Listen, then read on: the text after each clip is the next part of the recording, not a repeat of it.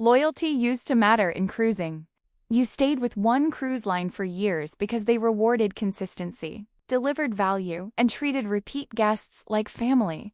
That era is fading fast. As we head into 2026, data from thousands of recent passenger reviews, onboard policy changes, and industry trends reveals a hard truth.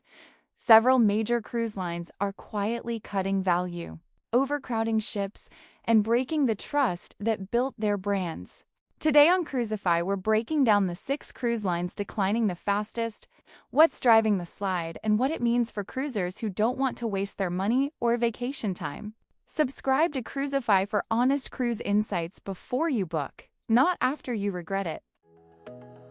Carnival Cruise Line. Carnival Cruise Line tops the list with the steepest decline, losing over 25% in guest satisfaction in just the past 6 months. Unlike some other lines, this drop is fueled less by ship design and more by broken trust with loyal passengers. The most controversial change is their loyalty program. Carnival shifted from rewarding cumulative nights sailed to basing status on annual spending. Longtime VIFP members feel penalized, and verified reports show passengers with decades of bookings are canceling in protest. This has created resentment among the line's most loyal customers. Beyond loyalty, reviews highlight declining food quality, with meals described as bland, repetitive, and downgraded. Entertainment is scaled back and less varied than in previous years. The atmosphere is also a concern, with frequent mentions of rowdy behavior, misbehaving kids, and occasional onboard conflicts.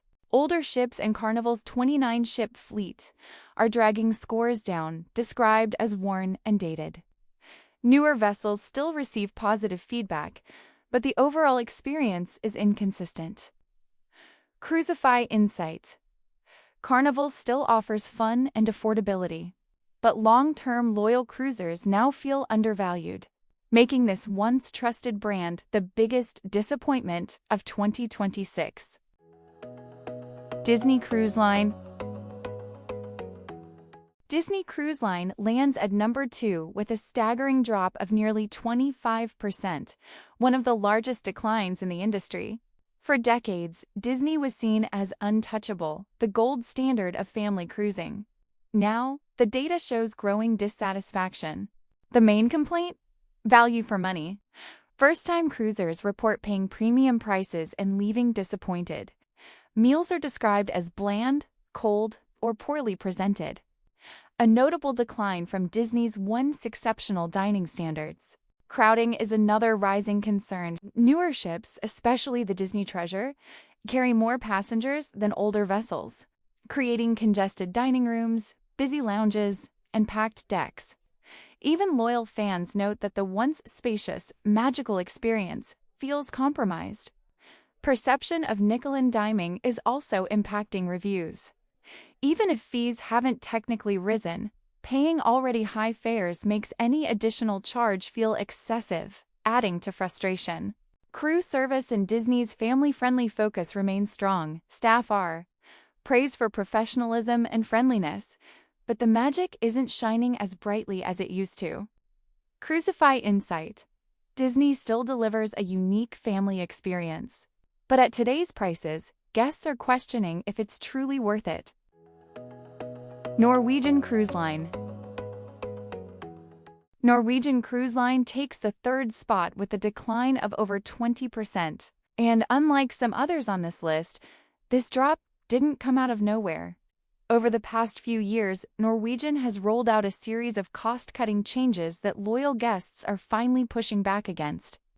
Review after review mentions that things which used to be included now come with an extra charge.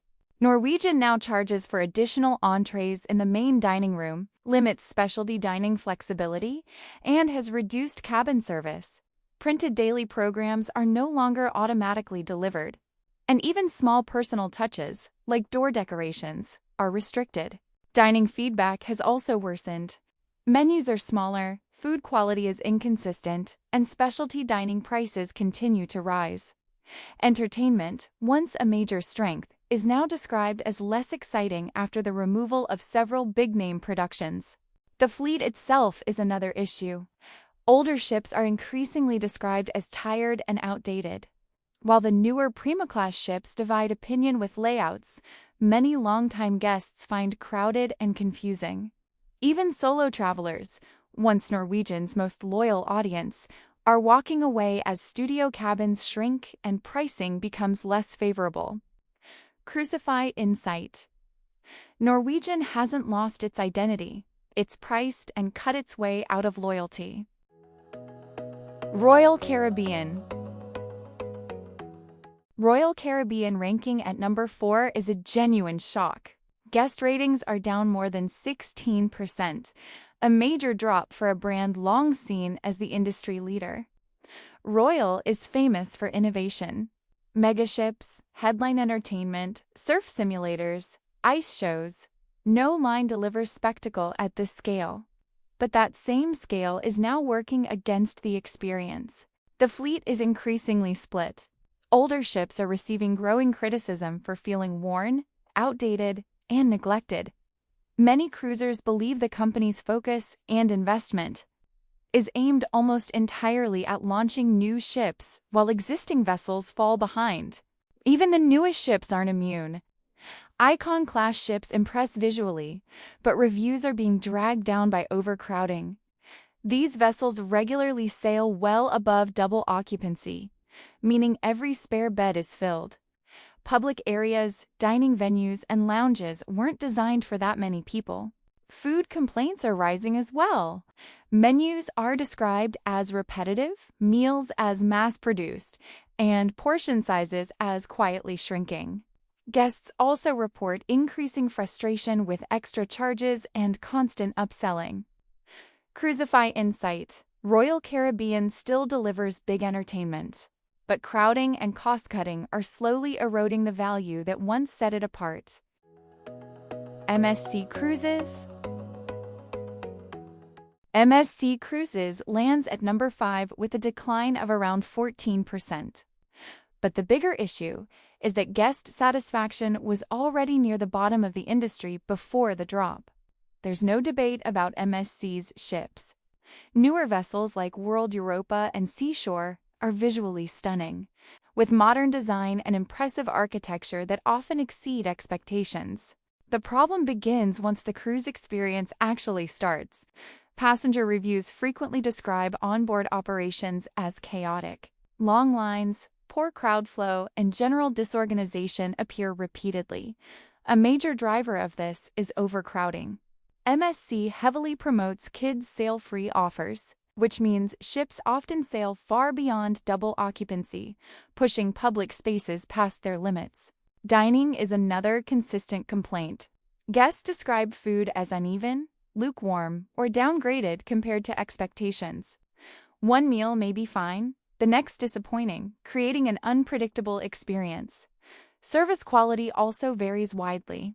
On U.S. sailings especially, passengers report customer service that feels abrupt or unresponsive compared to American-style service standards. One area still rated highly is the Yacht Club, which delivers a noticeably better experience than the rest of the ship. Cruisify insight. MSC ships look premium, but without the Yacht Club, the experience often doesn't feel that way. Royal Caribbean. Princess Cruises takes the 6th spot because its decline is slow but noticeable.